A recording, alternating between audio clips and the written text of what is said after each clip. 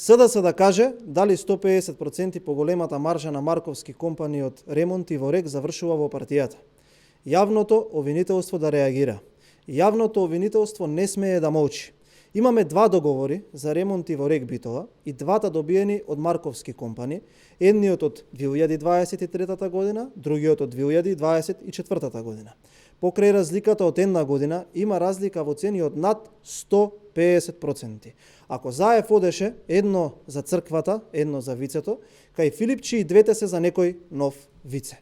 Секој граѓанин знае дека цената за ремонт и од лани до сега не скокнала за 150%. И исто така знае дека и лани Марковски компани со сигурност не работела тендер со загуба, тоест дека имала маржа, односно заработувачка. Логички се поставува прашањето, ако и лани фирмата профитирала, а имала можеби и повеќе од профит, тогаш оваа година каде завршиле парите?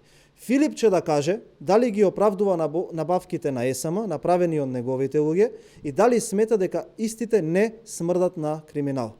Ако не го каже тоа, сомнежот дека всушност тој се крие зад истите ќе биде поголем од кога било. Јавното обвинителство не треба да чека и да отвори истрага веднаш. Ви благодарам.